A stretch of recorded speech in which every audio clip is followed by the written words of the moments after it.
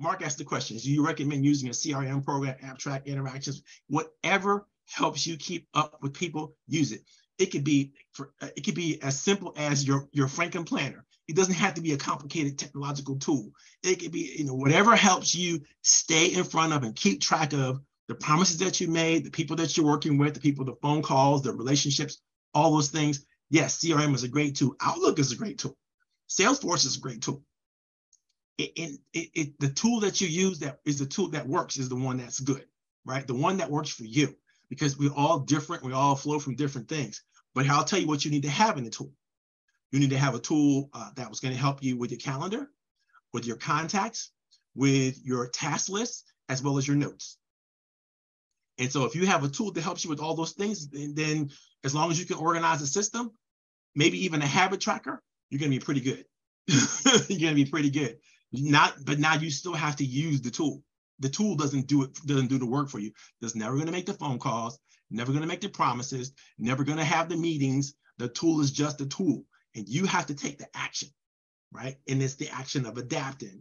We call it adaptive action. You have to be willing to grow and do different things than you've done before. Again, what got you here won't get you there. And so the new network, the network of your future, has to be built on your vision of where you want to go in the future. That's another reason we have fear. We don't know what we're doing and where we're going. And so without that, you're going to be scared, right? Or even worse, you have imposter syndrome. One of the reasons why you have imposter syndrome is because you have guilt. You don't think you've earned the right to be and do what you are already in the room for.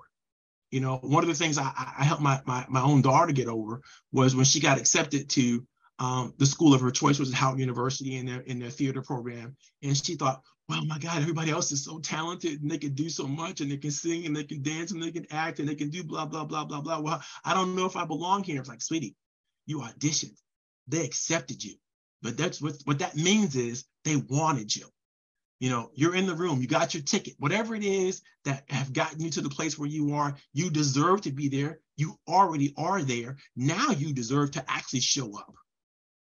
And you have to embrace that thought process of yourself. If you can't, and I understand it, because, depression, anxiety, all that stuff is real. I mean, it's not even a new thing. And yes, there's ageism out there. There's sexism out there. There's racism out there. There's all the isms, right? People are against people who are a little heavy and against bald people and against short people and against all kinds of, you're going to have that. You're going to deal with people's first impression.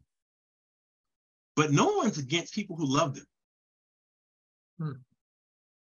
I don't know anybody who says, I don't want people to love me. They'll say, I don't care about what people think. Is that really true? Because if we don't care about what people think, and people don't care about what we think, what does that leave us?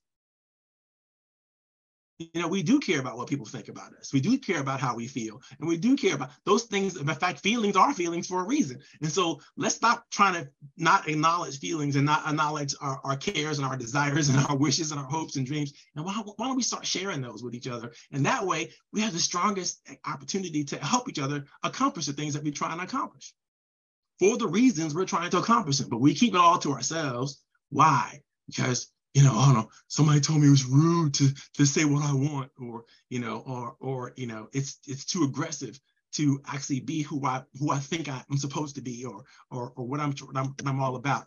I think that you're wasting time if you're not showing up authentically in any space, at any time that you get to show up and be everything that you were meant to be. I don't know what you're meant to be, but I do know that you're meant to be something. And we're all here for a special reason. And the more you spend time thinking about that, working through that, the more you can show up and the more you can be respected and valued for your contributions. But if you're scared of your own contributions, or if you don't think your contributions are good enough, then you're in the wrong crowd. There's also people, there's somebody who needs whatever you have to offer. And again, do your homework.